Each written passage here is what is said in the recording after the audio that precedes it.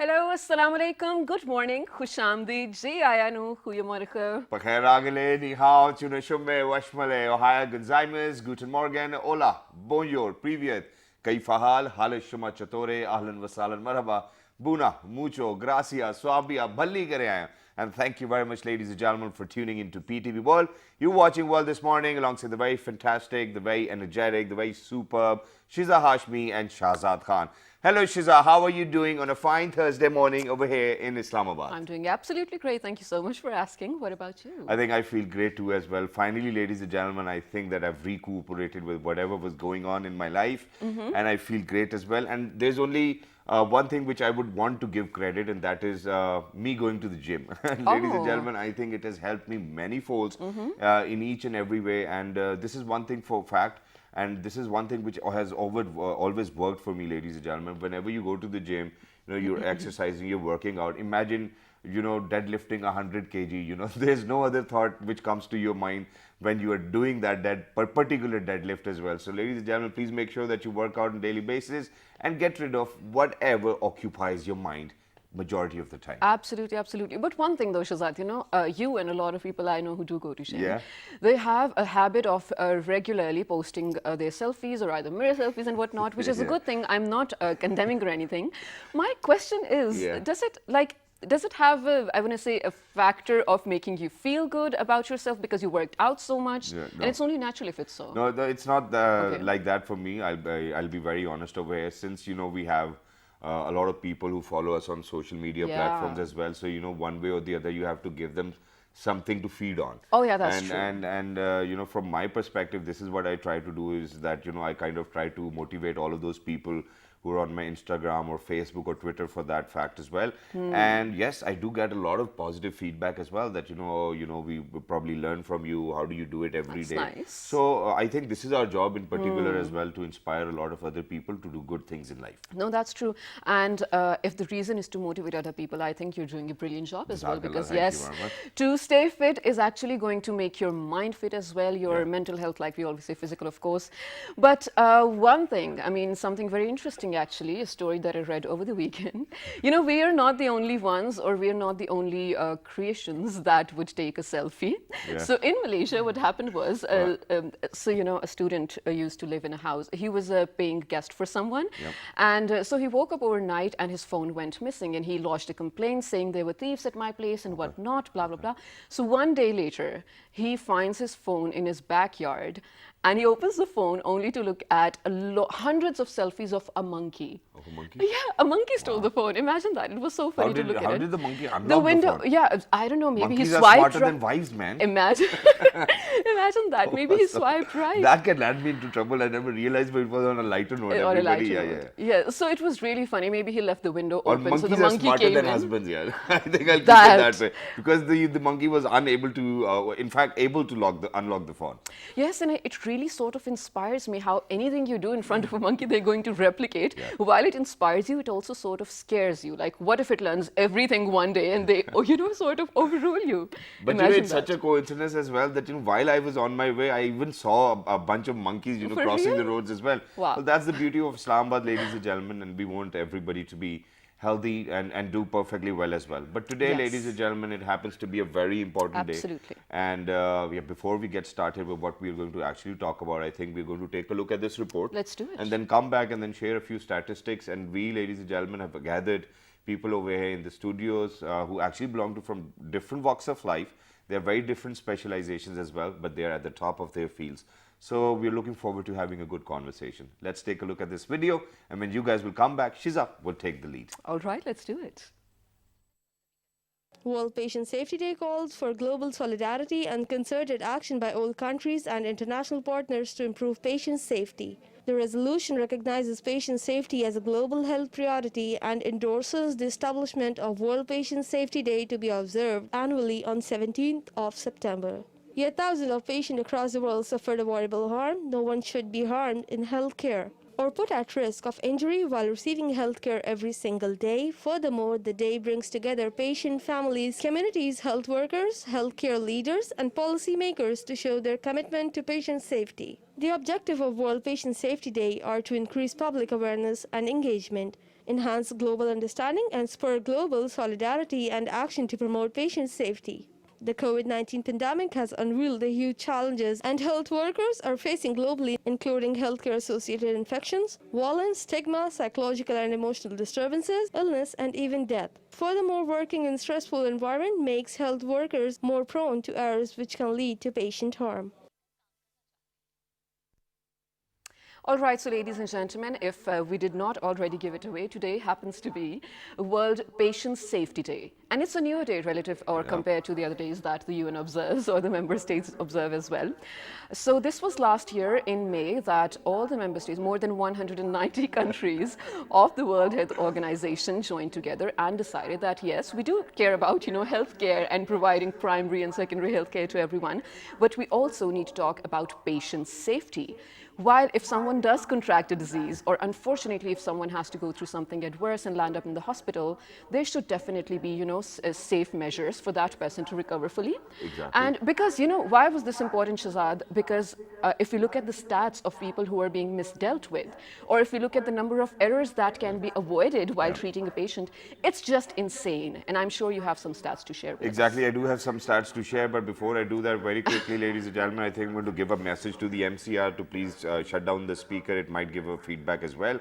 But continuing, ladies and gentlemen, now realize, I think that there are a lot of realizations which we need to have. We do know that Pakistan is a developing country and we're still in motion. We need to get to a point where all of these things are considered as the most basic for everybody who actually comes to the hospital as well, or even otherwise. So imagine just $42 billion are actually spent on wrong kinds of medicines which are being prescribed to the patients. Oh my $42 billion, ladies and gentlemen. Imagine. It's a huge amount. So imagine, I'm not going to say that it's the doctors making the mistakes, but God forbid, unfortunately, There's so many stakeholders in it. there are these events, and doctors happens to be humans too as well, so there is error. First of all, obviously, we have to ensure that there are lesser errors as well. Number two, ladies and gentlemen, 4 out of 10 patients die in primary or ambulatory care. Now, I think that we really need to put more focus into it because of the fact that a lot of times over in Pakistan, ladies and gentlemen, we are a country where the growth is stunted, we have cardiac issues, we have hypertension, we have diabetes, malnutrition, we have all sorts of problems over here within our own society. Right. And how do we look after that is something. But this time around, ladies and gentlemen, in 2020, for the very first time it was observed and celebrated in 2019. Now it's the second year. And this year, ladies and gentlemen, since it was COVID-19 as well. And so what we're trying to do is that this year's theme is health worker safety, a priority for patient safety as well, which I think that they have set up very right as well. And for every patient who's actually going to the hospital, it is, I think, mandatory for every healthcare giver to actually have a check upon themselves as well, whether they're doing perfectly fine, whether they're not the ones who are actually spreading the virus. And not just that, then at the same time, I think it's either way as well, that the patient actually needs to be very careful about whether, he or she is actually being harmful to somebody else while they're traveling to the hospital. You have to be really careful. Definitely. There are services available these days as well where you can actually call the doctor to your place, or the people from the lab are going to come to your place and take the sample. And once you're sure that, okay, you do not have COVID-19, you can go to the hospital yourself as well. But I really like the theme for this year, Shazad, because while I want to say it's really, really appropriate because of the pandemic going on as well. But imagine when we talk about the people who are supposed to provide care to the patients, first of all, you very rightly say they have to be healthy themselves so that maybe, they can work with full commitment and full health as well. Also, when you talk about the situation around you where you're working, a chaos can actually cause nervousness or, being actually anxious about something. And it's only natural health caregivers are also humans, right? Exactly. So they can be nervous as well. So we need to talk about creating a situation or creating a conducive environment where patients can be safe as well as the health workers can be. So there are so many points that we need to talk about. And without further ado, I think we should be digging deep into this conversation. So ladies and gentlemen, we're very lucky that we've actually been joined by the head cardiac center, PIMS as well. He is Professor Mohammed Naeem Malik Saab. Hello, sir. Assalamu alaikum. Good morning. Walaikum salam. Thank you very much. Thank you very much for joining us, sir. It's wonderful to have Thanks you for over here on the inviting show. me It's in our this pleasure. very important dialogue. Yes, Jazakallah, sir. absolutely. And alongside Professor Mohammed Naeem Malik Saab, ladies and gentlemen, we've actually been joined by Dr. Shahbaz Khalid Ranja Saab, who happens to be the speech pathologist as well and a psychologist. Assalamu alaikum, sir. Good morning. How are you? Thank you very much. Thank you. Thank you very much for joining us. It's wonderful to have you alongside Dr. Shabazz Khalid Ranja Sahab. I like the name. You know, the name has an essence to it. Ladies and gentlemen, we happen to have Dr. Tahir Masood Sahab, who happens to be an ophthalmologist or consultant eye specialist as well. Hello, assalamu alaikum, good morning. Walaikum salam. Welcome back. Thank you so much. Thank you very much for having me. again. Thank you. It's our pleasure. It's our pleasure. Ladies and gentlemen, last but not the least, everybody wants to look good, everybody wants to have confidence, and what gives you confidence is hair on your head. So ladies and gentlemen, he's a medical specialist, he's a hair transplant surgeon, he is Dr. Mazhar Hussain Sahab. Hello sir, assalamu alaikum, good morning. Walaikum salam. And thank you for the invitation. I'm happy to be here with you. Thank you It's very our much for joining pleasure. us. Wonderful to have you, sir, to get the conversation started. I know you have a question too as well, but I'm going to get it started from the point of view where I myself have gone through quite a lot, you know, in terms of diagnosis, wrong kind of diagnosis, wrong kind of medicines and all of that. And since we are talking about patient safety today, how do you think that any person out there can actually get the right diagnosis? Is it, do you think that people are not able to get the right diagnosis because they didn't go to the right doctor with the right specialization? Or do you think it was the doctor's job to send the person to the right guy if, God forbid, he unfortunately showed up to a wrong doctor's clinic? And also, what's the probability of being wrongly diagnosed? Let's talk about Pakistan specifically. Yes. Thank you very much yet again. It's a bilateral story. When somebody, a patient, he starts having some symptoms, he analyzes himself in his mind. Where should I go? Right. And according to his knowledge and according to his mind, he selects a particular a doctor, and in that the various consultations from his friends, they also play a part. Yeah. That's They true. guide And him. Google Yes, as well. you have to go to that doctor. He is quite good in that. Well, according to his knowledge, he selects a particular doctor and he goes to him, and now the ball is in the court of the doctor. Exactly. Right. If he thinks that it's his case, then he should follow it. Otherwise, he should refer him to a more particular doctor. Got it. Like if somebody comes to me with heart disease, obviously Yes. I'm going to treat him. I'm going to diagnose and give him medication. And if I think that if he's not my patient, he has uncontrolled diabetes and some complication of diabetes, I would like to refer him to somebody else, to a diabetologist, to a medical specialist. So it's a bilateral issue.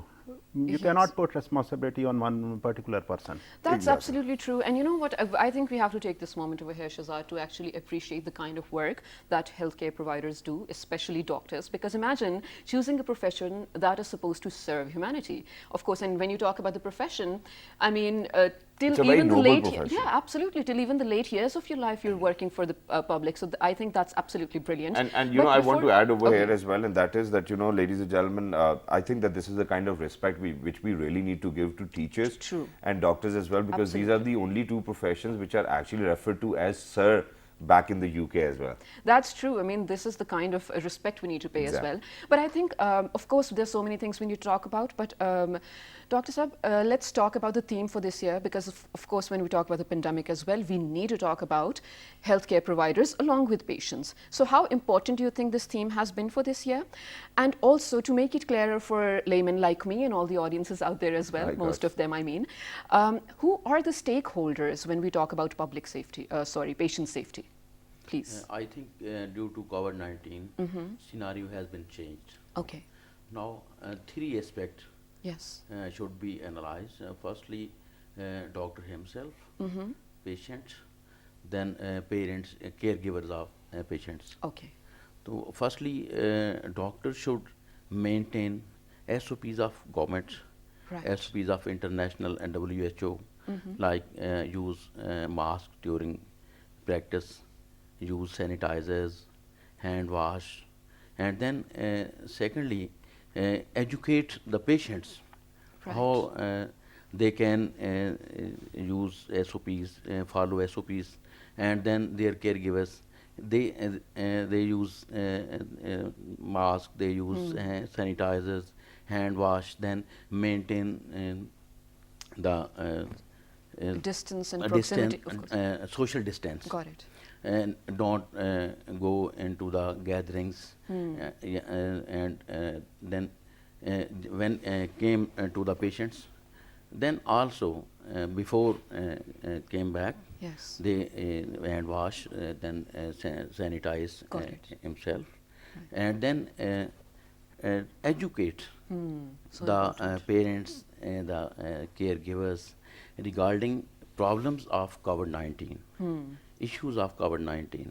Yes. So I think now the scenario has been changed and our role has been changed. Yes. Now I think we should cut off the ratio of our sessions, Okay. and then should train regarding I think speech therapy. Yes. We should train the parents then how they manage speech problems at home, Okay. and then use simple techniques himself.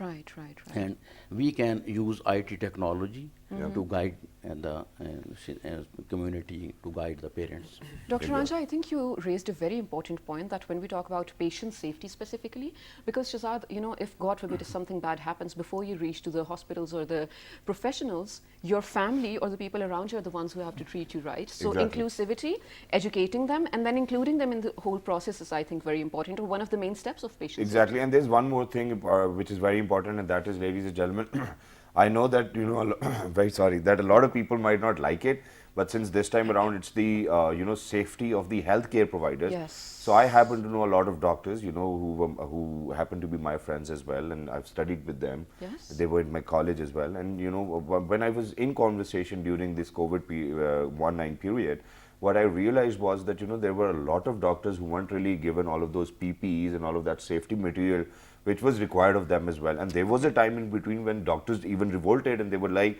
hey, you know what, we really need to get all of these basics at least Right, to right. be out there, because every day, ladies and gentlemen, their loved ones never knew. And to be very honest, a few doctors, ladies and gentlemen, even you know, kind of sacrificed their lives while providing healthcare to other people. Even in these times as well, we knew a few doctors from Karachi as well. May their souls rest in peace, because they were out there. Now, sir, my question today happens to be, when God forbid this is the situation that doctors are not provided with PPEs, masks, and all of those kits which were necessary for their own safety, what do you think a doctor can do? Right. I mean, this was these were unprecedented times when Absolutely. COVID hit us. So I mean, we were following this from the beginning of the year. I worked in the UK for a long time, so I have some friends over there as well. So this took everyone by surprise, and there were a lot of doctors who were not provided the right gear even in the Western world. Right. So actually, as medical professionals, there was a lot of burden on us because we had to provide medical care. We could not run away from our duties. Exactly. So I am an eye specialist. So we were not really in the front line in terms of seeing these patients, but I only took 2 weeks off. I only do private practice in Pakistan. I only took 2 weeks off, and although we didn't know how risky it was for ourselves, we just bought actually. We had to buy stuff ourselves, all these masks, and we took the necessary precautions, and I started clinics after 2 weeks. Exactly. And I've been very lucky. Alhamdulillah, I've been well all along, Alhamdulillah. and all my patients have been well. Some of our colleagues were not that lucky. Yes. There's a very famous professor, ophthalmologist in Islamabad, who unfortunately died. The whole community was really very, very sad and shaken because of that. But it was difficult. This disease was so unpredictable. For some, even some of the doctors who got ill, they were very mildly affected, and some very seriously so. But like, you know, if there's a war, the armies in the front line, they have to take the risk. So this is what happened. You see the figures in Italy, England, some of the other, a lot of doctors were very unwell, and a lot of doctors died as well. Exactly. But I think in Islamabad, if I talk about Islamabad, a lot of my colleagues from different specialities, they were very brave. They bought the gears themselves, took the necessary precautions, and they did their necessary work. Because I happen to know a friend who was actually working for a government hospital as well, And just because that they weren't given the PPEs and all of that safety material, ladies and gentlemen, they went to the court, and now he has lost his job as well. So you know, it was very unfortunate as well. But this is the reality, ladies and gentlemen, that you know, for all of those people who are there to help us weren't actually given that amount of safety, you know, kits and you know, hazmats and PPEs as well. Not that it was actually happening in every hospital, but there were a few examples of such sort as well. And I think that you know, with time, we can probably come up with better solutions. Most definitely. And Shasat, you know, I think this is going to be my next question, where you mentioned that your friends working in the public sector, they were supposed to be, of course, provided with the necessary gear as well. But when you're not, Dr. Mazhar, who are the people that we're looking at? Like I already talked about the stakeholders. So are we looking at the policymakers, the lawmakers? Are we looking at only the doctors themselves or the healthcare workers? Are we also looking at non-state actors and NGOs? Please talk to us in detail about who are the people responsible to provide basic health care to everyone. Of course, we are now sitting in Pakistan, but I think we should also look wider out. And this is not a problem that we only faced in Pakistan. Of course. If you look at even Norway and Denmark, which are they have very good health care, and they have good finances also, and the economy is good. Despite of that, protectional gear was not available in many places.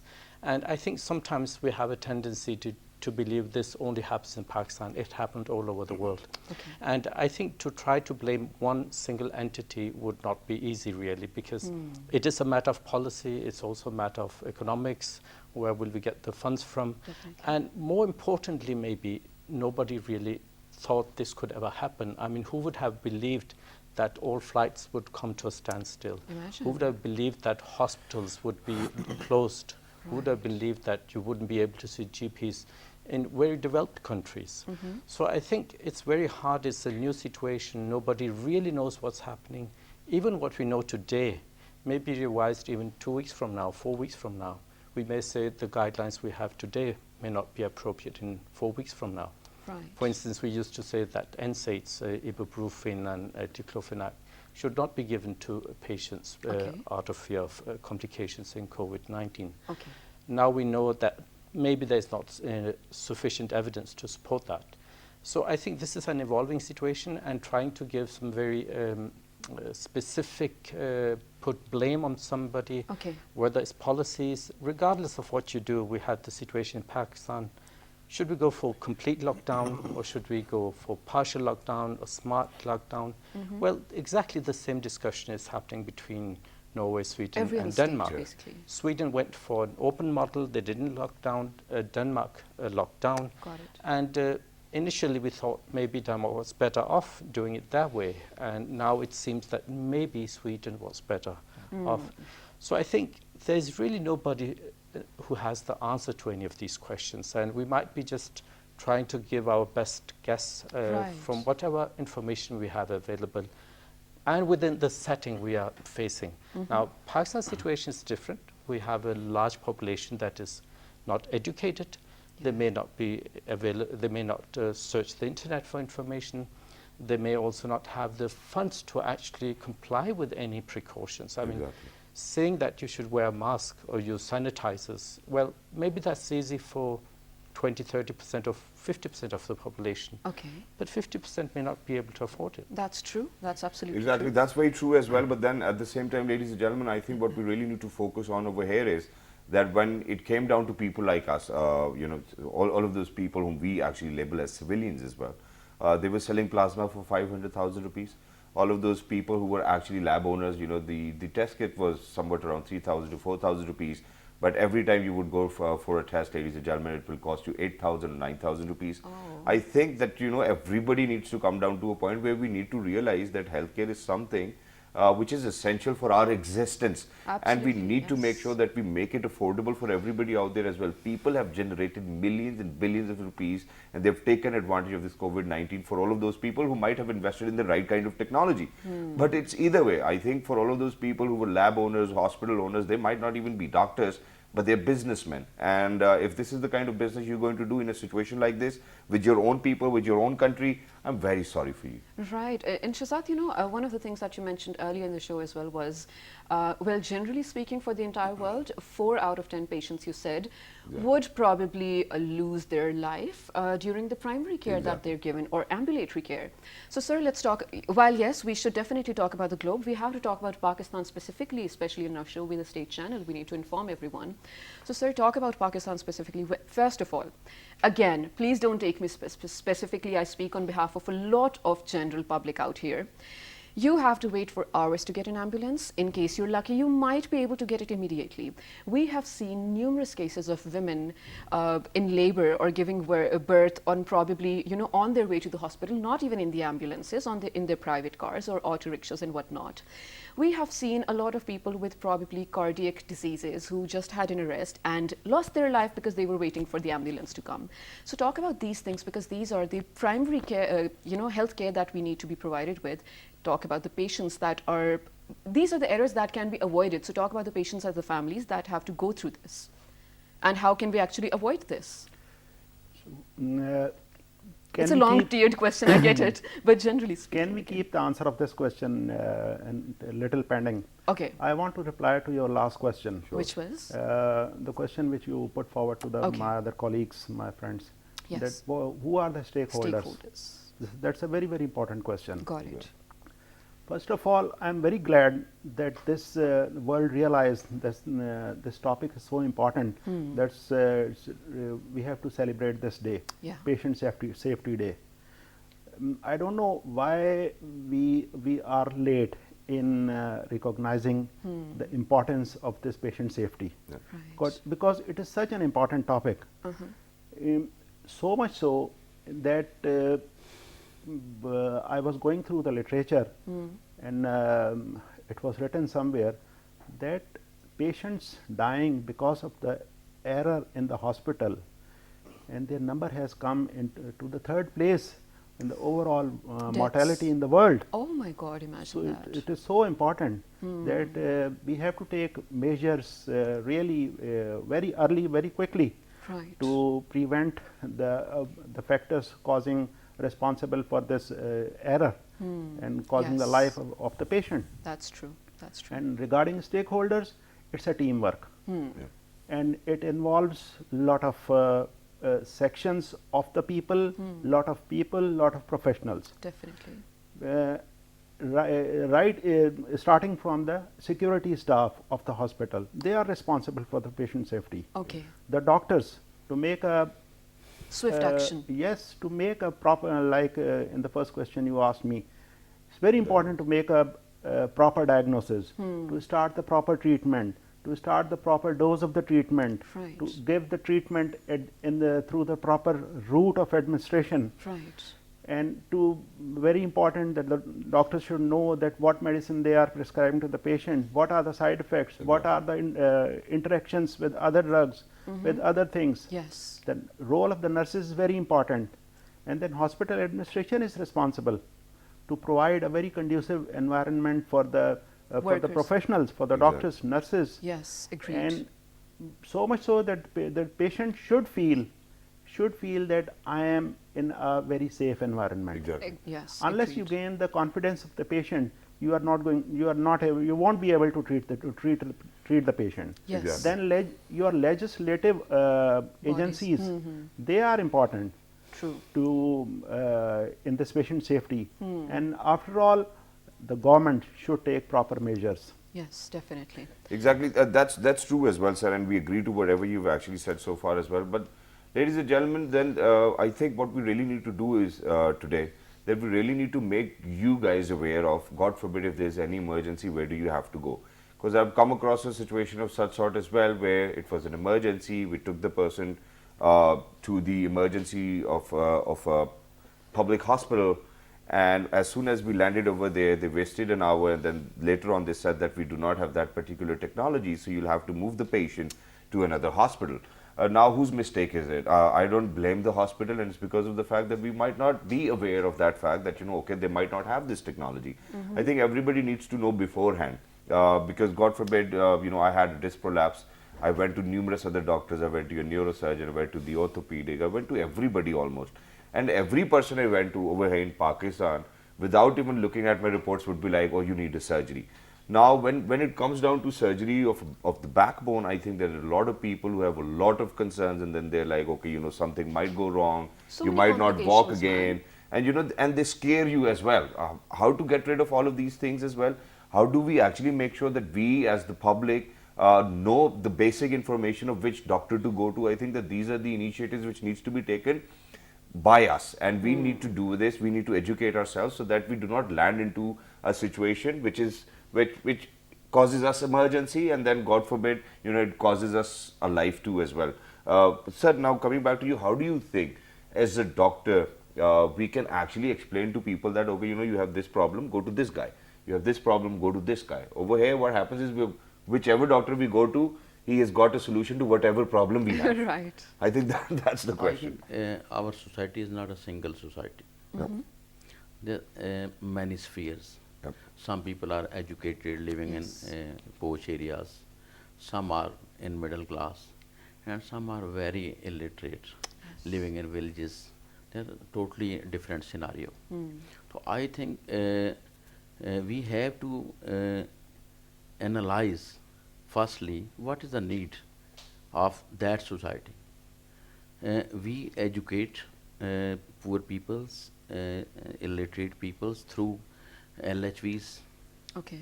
through basic health centers, THQs. Then people living in cities, they can enjoy media. We can use media, social media, Yes. to educate them. Yep. Then the first class is literate class, educated class. They can enjoy international level information through net, everything. We should started some seminars, Okay. some trainings Yes. of that people. Right. Training of social personalities.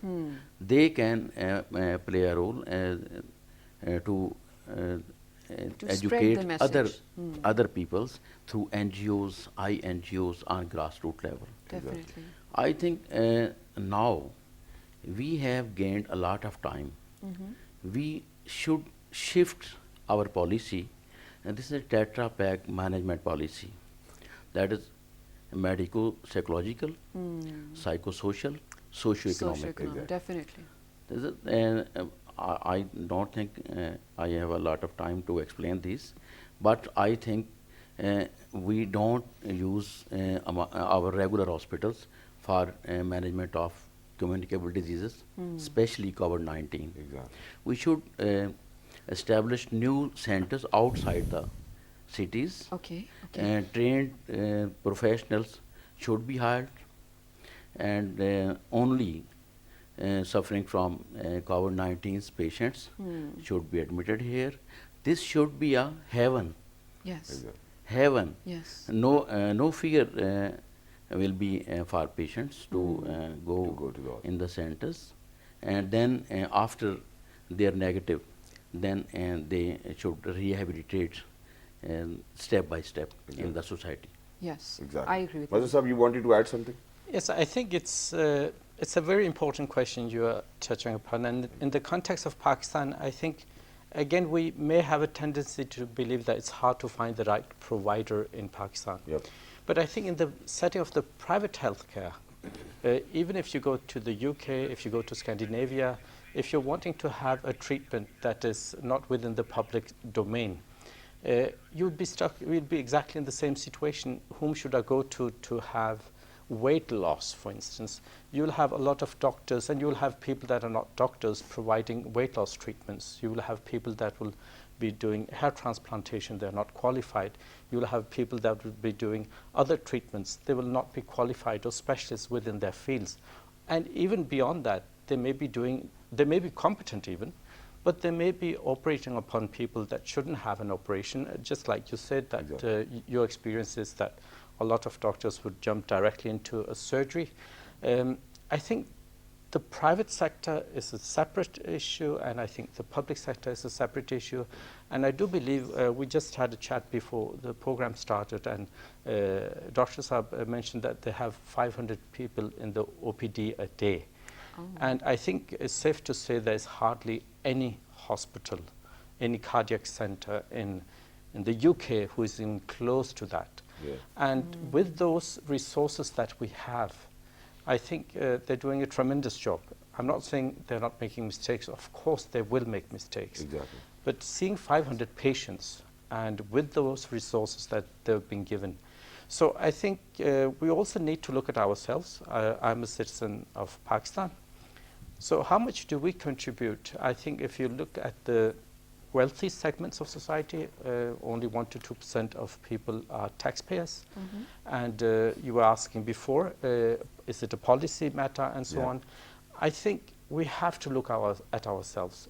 If we are not contributing, we won't have the funds. Yeah. If we don't have the funds, we cannot expect the public hospitals to be delivering at a high standard. So this is not to say they shouldn't do their best. Yeah. But my general experience is that we do tend to forget that societies that are more developed and with better healthcare, again Scandinavia and I think Canada are probably among the best in the world, it is, people are paying for that. Yeah. People are paying up to, well, I paid up to 68% in taxes in Denmark. So I think that is also missing somewhere, because we can't really talk about healthcare and not talk about the funds, exactly. The finances aspect of it. I usually tell people if they're going to the private sector, and this is probably the trend, people with the funds would want to have treatment in private sectors, maybe because they don't have to wait. If there are 500 other patients in the OPD, they may want to go directly and get the treatment faster. What I usually say is speak to 3 doctors, and the one who is least optimistic and least selling and the least confident. The least optimistic is dangerous. No, what I'm saying is that rather than going with the doctor who is just promising everything will be totally fine. We'll fix that. Don't worry. Okay. The one who actually goes and say, well, there are these possible complications, infection could be an issue, and other complications can arise, and you need to think about it. I just had a chat with Dr. Saab whether I should go for vision correction, laser treatment. And I discouraged him. He discouraged me, exactly.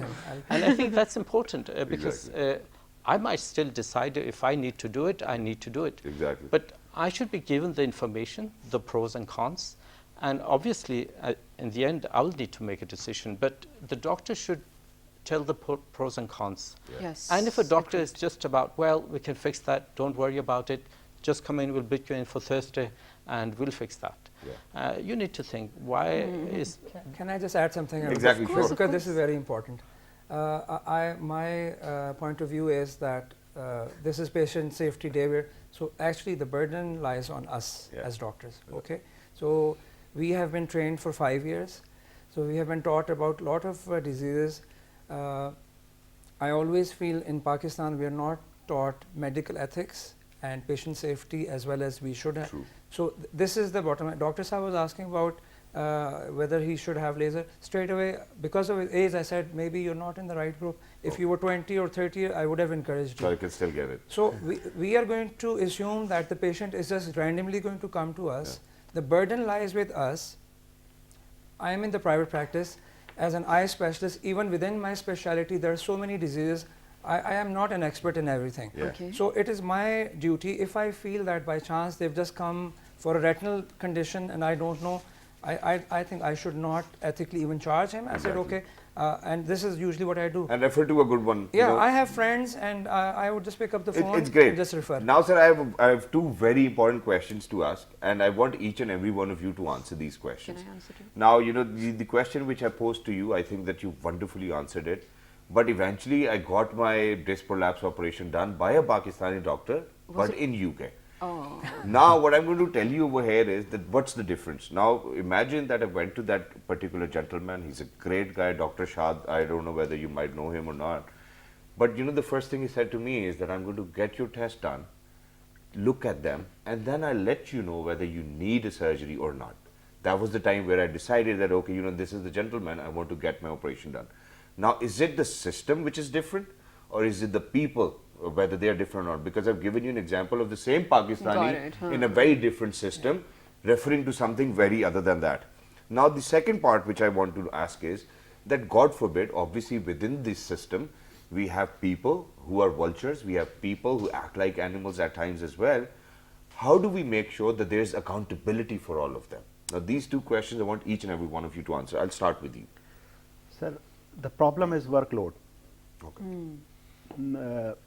I can better answer this question because I work in a government hospital. Yes.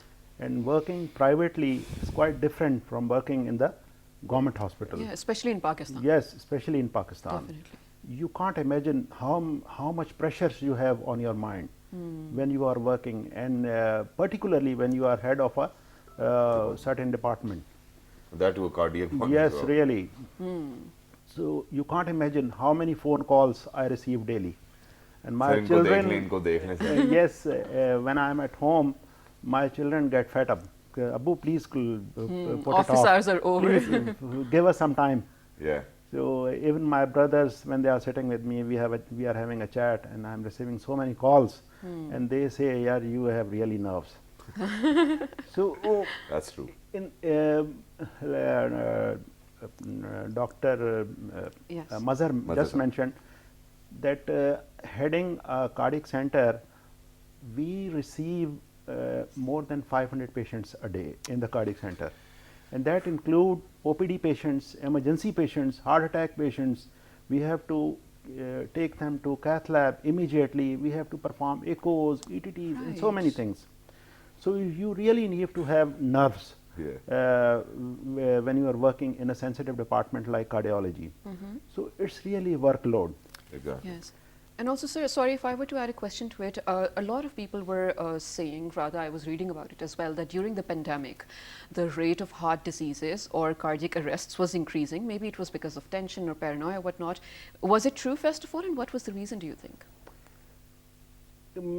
My center was the only center in the government sector which kept on working during the pandemic. Yes, yes. And I was the doctor who was coming daily to the hospital. I kept my clinic closed for more than 3 months. I didn't go to my clinic, but I was attending the hospital daily. Wonderful. Even if the government has said that the people over 50 should not come to the workplaces, but I was really going to my department and controlling and leading from the front. We are glad. So I'll move on to you, Ranja Sahab. Now the question obviously is the same as well. How do we make sure that for all of those doctors taking all kinds of wrong decisions, making sure that it's just a business, that it's not a noble cause, how do you think that they'll be held accountable? Number one. And number two, is it the system? Because the same Pakistani treated me in a very different way, in a very different system. I think money is the issue. Okay. No doubt, day by day, we saw the patients with a wrong diagnosis, and not from only private side, but from the public. Even from Shifa International. Oh, so many cases. No doubt. Let's not name anybody, but yeah. Why not? Yeah. I am quoting, or I can provide data. Everybody can get data, but that's not what the point. I mean, diagnosis is always a mistake. You know, nobody would do it intentionally. Basically, the problem is that right man for right job. Yes. Exactly. If I am speech pathologist, I am the figure to diagnose very well what is the issue behind the speech disorder. Yeah. Yes. There's not a child specialist job, not a ENT specialist job. They have their own job. That's true. So I think it should be focused, or it should be included in law. Yeah. Yes. Some amendments should be, I think, in Parliament. A bill, very presented, many bills are submitted. Being opposed lately, I would say. One bill need to submit in the assembly. Yeah. And with the consultation of health professionals. Exactly. Yes, absolutely. Wonderfully said. Accountability and responsibility. Just coming to your question, it's very relevant because I can really feel with that. Because you've served with the NHS as well. At least once, 1 or 2 months every year, I go to the UK as well. So straight away I feel I am a safer, much safer doctor over there than compared to here. Because God forbid if you're not going to be, they will make sure that you're not there then. So I'll be very, very honest. I'll tell you what are the reasons in my opinion. So first of all, obviously, you know, the way they train their doctors, so they really train them from that safety point of view. So you want to make sure you're not taking any risks with the patients. Yeah. And it's a very cultural thing as well. We're just very relaxed. Okay, ho jayega, koi masla nahi hai, things like that. We have to be really very, because we are playing with someone's health, you have to be very, very careful. And then the main difference is that the environment, they communicate very effectively over there. The doctor always has a very good team. So before that orthopedic surgeon saw you, there would have been a set of nurses, technicians. So they really have a protocol. They try to follow everything. Imagine they even tested me for infections which I could actually get probably after the operation. Yes. So that is a key thing, that building a team, building a system. So systems are very important. Systems happen when you have a team and then you make sure that the environment's okay. There's a protocol, everyone comes in. Like, if okay, just say yes or no. Do we have a protocol over here? No, we don't have Okay, protocol. I'll be very honest. Thank you. Whatever we've learned abroad, I try to implement. I am a much safer cataract surgeon if I'm operating in the UK. Okay. I have so much staff; they would check everything, and I mean my workload is less. Over here, I have to do everything personally. Exactly. I have to train people. But having said that, it is my responsibility. Whatever I have learned abroad, that I practice the same thing. This is the change that we want to bring into this country. Exactly. Wonderful, sir. My take is probably a bit different. I agree greatly with the protocols. I go 1 week, 2 weeks a month to Norway, Denmark or UK for hair transplantation, weight and diabetes treatment. Now, coming back to your question, say if you came to me in Denmark or UK, I'll order the tests, right? And you'd be happy the doctor is doing a proper diagnosis. If you come to me in Pakistan, I'll order your tests and this will be, say, 35,000 or 70,000 rupees. Yeah. Then the patient may say, well, is the doctor getting some commission from the lab, or why is he ordering these tests? Yeah. So I think it's a catch-22. If you order tests here, the patients may doubt you because why are they required even? And if someone is overweight or diabetic, you do actually need a full battery of tests. Exactly. Now, if we do it here, they may think that is for the business. If we do it there, they'll be happy because it's on the public expense. So I think we are caught in this situation. We can't really do it right without the patient having doubts. If you don't do the test, the same guy goes to the UK or US and says, well, we need these 5-7 tests, we need the CT, MRI scan, and we'll look into it then. Then you'll be happy they're doing a proper diagnosis. But here, why are they wanting all these tests? Are they really required? The infections, you didn't have any symptoms for infections, but they tested to be on the safer side. So I think we are in a situation where regardless of what you do, you could be, there could be room for misinterpretation. And we truly understand that, you know, that whatever environment you're in, ladies and gentlemen, it will have its own repercussions as well and its own benefits. So we definitely wanted to come back to you, but we're not left with any time, so probably some other time as well. But thank you very much, gentlemen, for being over here, for taking out time, and that too on such a special day as well. But thanks to you, hats off to you, all of you, and all of those doctors who are out there who were making sure that they're going to their clinics every single day and make sure that they're going to serve them in 100% in trust of all of those patients as well. Right, absolutely. Ladies and gentlemen, when we talk about public safety, I think one and only thing that we need to keep in mind is Google is not your doctor. Your friends and family around you are not your doctor. Please consult the right professional for this because it's all about your health. And if you have any feedback, any questions, write to us on our Facebook, Twitter and YouTube with the name of World This Morning. And the repeat of this show you can catch at 5 past midnight. Ladies and gentlemen, look after yourselves. 1, 2, 3. Good morning. Stay safe.